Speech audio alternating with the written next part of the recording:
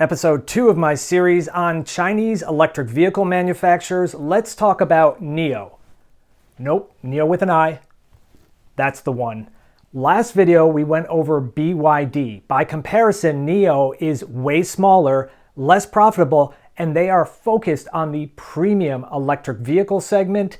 They are also traded on the New York Stock Exchange, so there are plenty of stock experts out there pumping them up as the next Tesla. Let's see if there's any truth to that.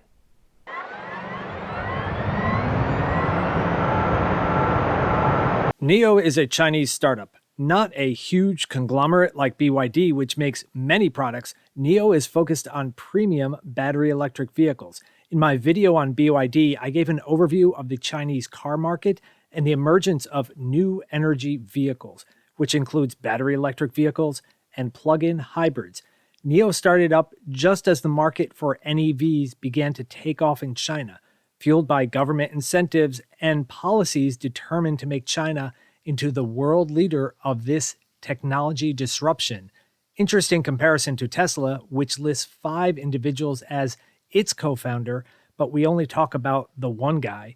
NIO started in 2014 and is attributed to a handful of people, but the most visible person by far is Li Bin, also called William Li. He is the current CEO and considered the primary founder of NIO. NIO's guiding philosophy is environmental sustainability in response to increasing air pollution from cars and industry in China and climate change around the globe. Blue sky coming is the phrase that encompasses their vision. Its logo is a reflection of that philosophy, Earth and sky. For comparison, Elon Musk has published his Master Plan 1, 2, and recently 3, which goes deep into mankind's transition away from a carbon economy to a more sustainable one. The NIO brand launched in 2016. Its first vehicle was the EP9, Electric Performance.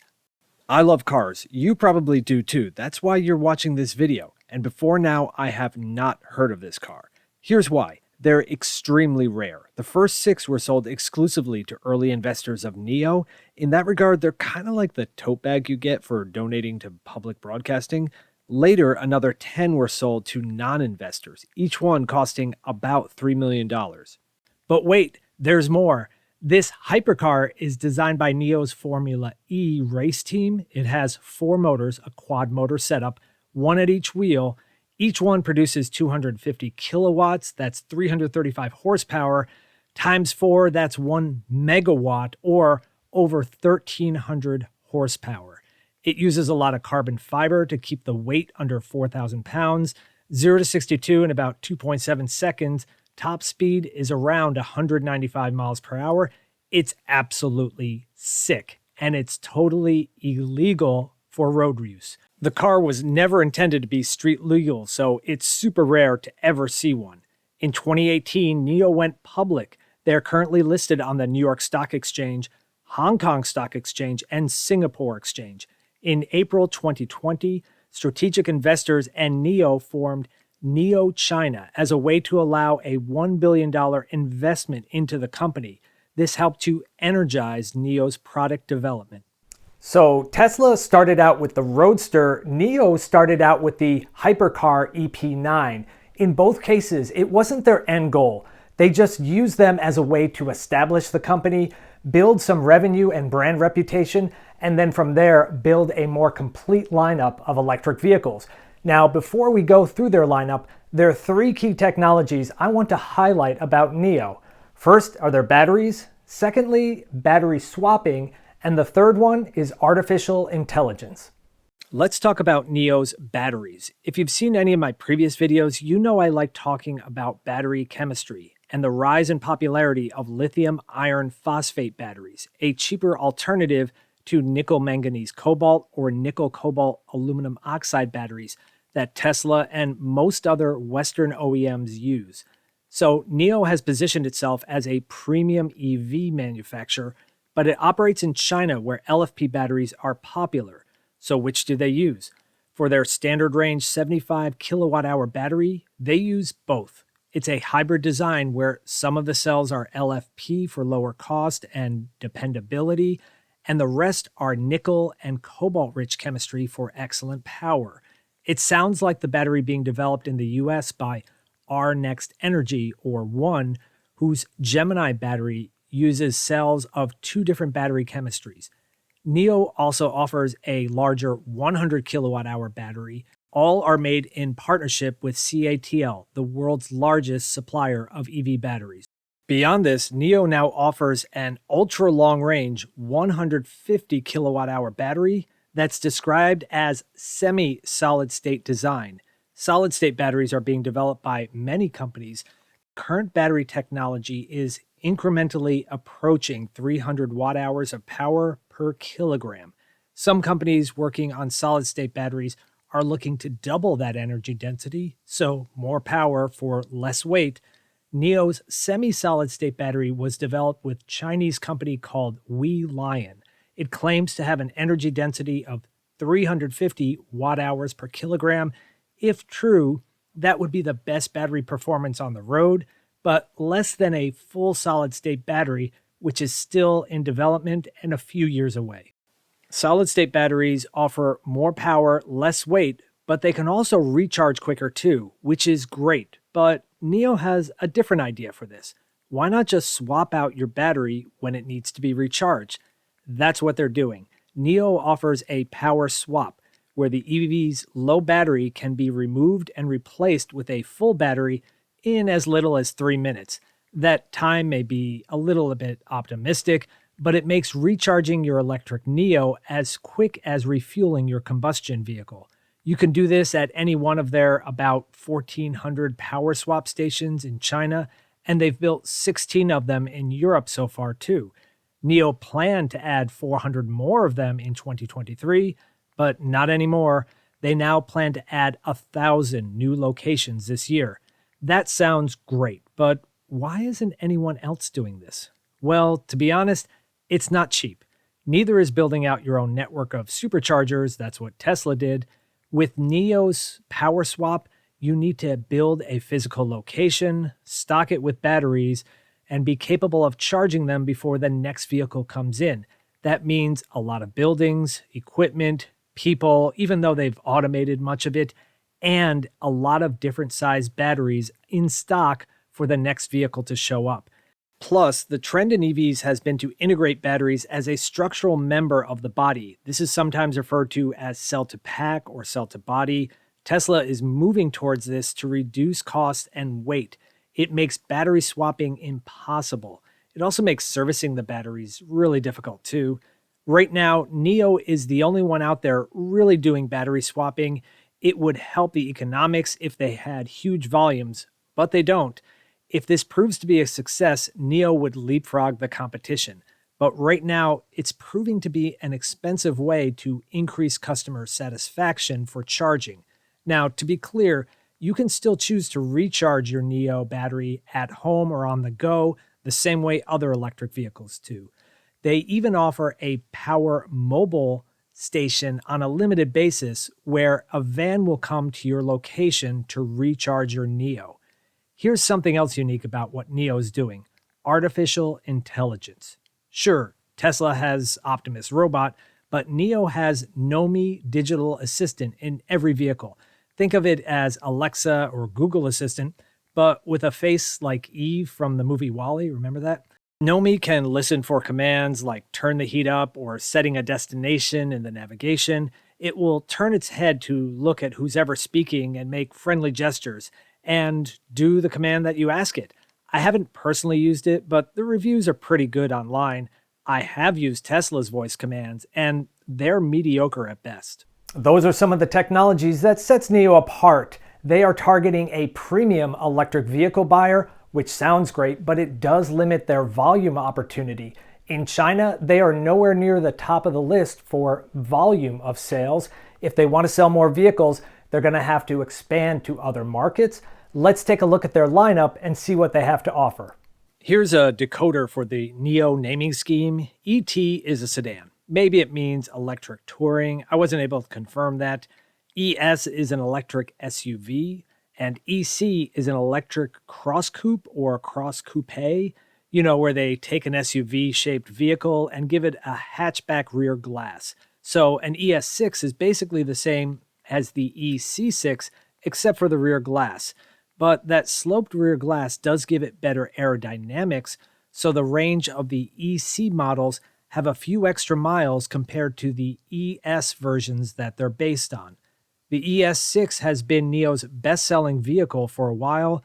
A new second-generation version was just revealed, going into production about now. Size-wise, it's a D-segment mid-size SUV, a little larger than the Tesla Model Y. The Model Y can carry 5 or 7 passengers, while the ES6 comes exclusively as a 5-passenger, 2-row SUV, or as the 5-passenger EC Cross Coupe. NIO builds BEVs on what they call their NT2 platform. Model numbers 5 or 6 are built on the mid-size version of that platform. Models with numbers 7 and 8 are built on the full-size version. Full specs on the new ES6 have not been released.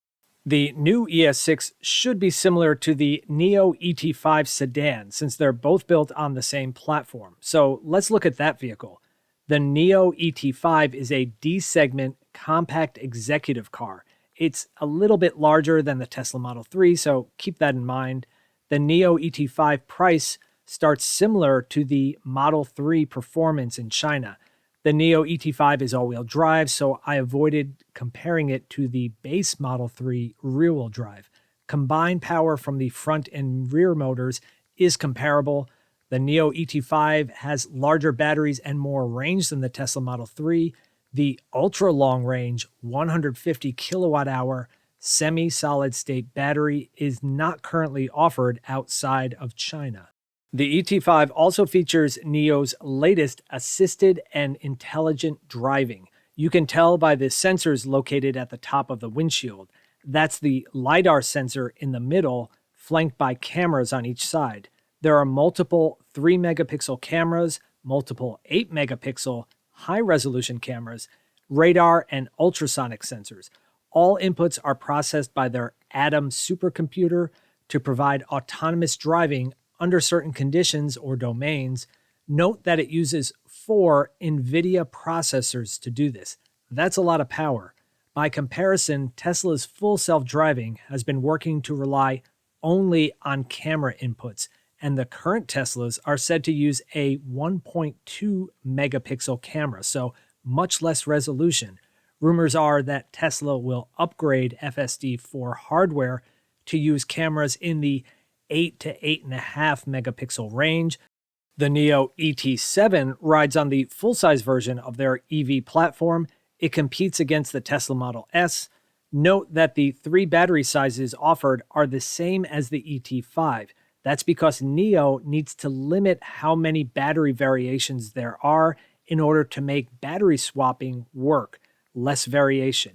There's also the NIO ES7 SUV and the EC7 Cross Coupe, which goes up against the Tesla Model X. In Europe, they called it the EL7 because Audi filed a lawsuit saying that ES7 could be confused with their Audi S7.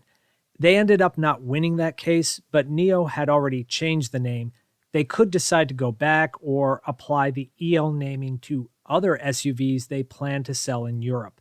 The ES or EL7 is only a 5-passenger SUV, unlike the Model X, which can seat up to 7.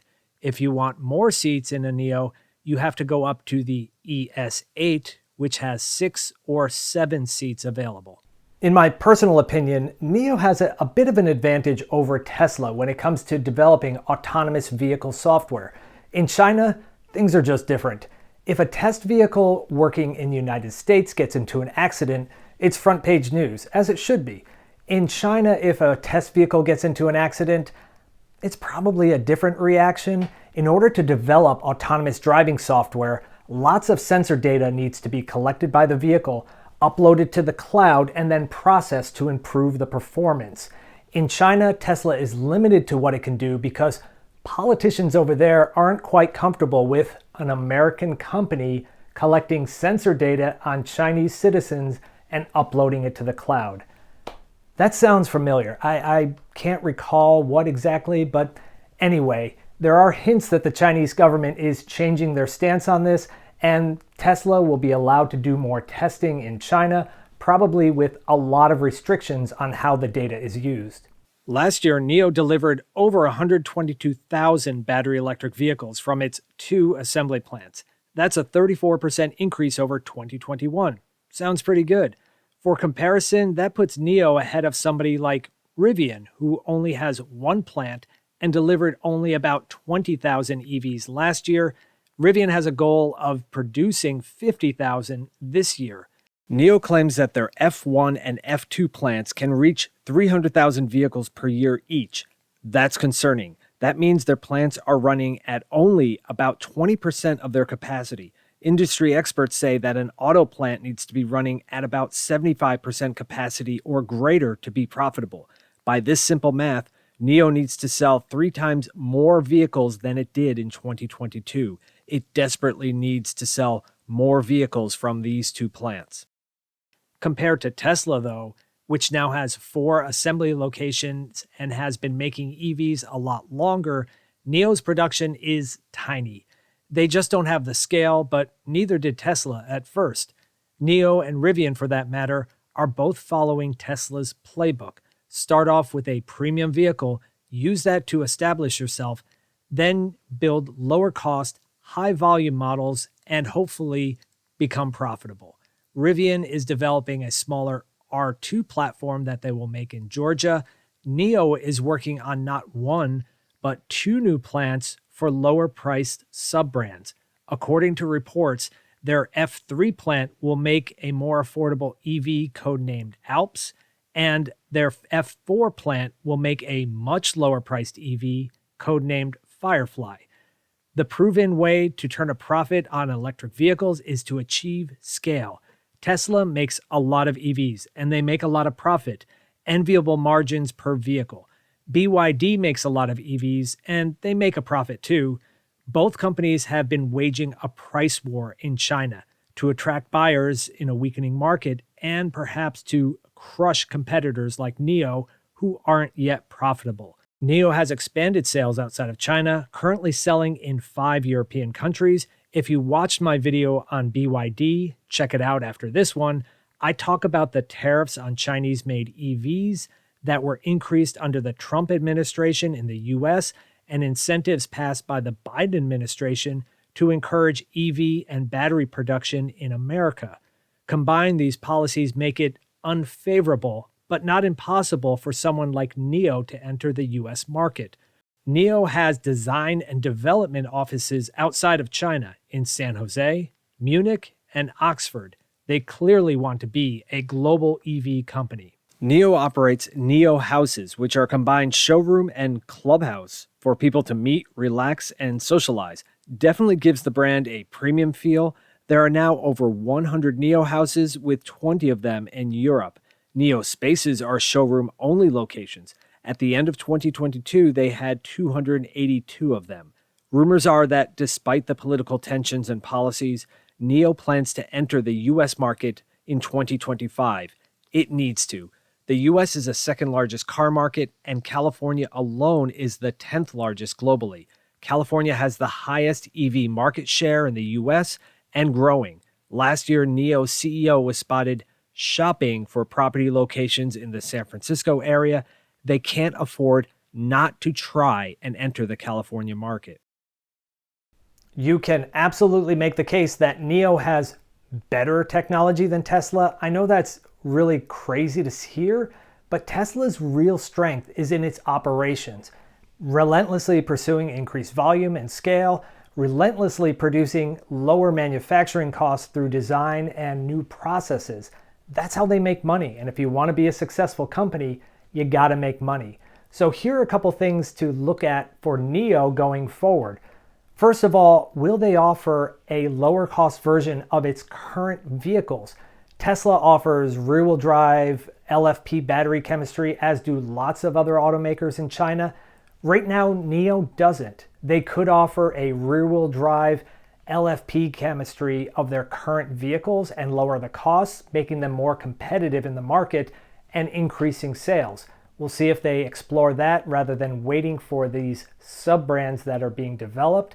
Additionally, its solid-state battery strategy. They seem to be positioning themselves as a leader in this area with its partner. They already have a semi-solid state battery available, and there are rumors, just rumors, that they'll be coming out with a solid state, a full solid state battery later this year.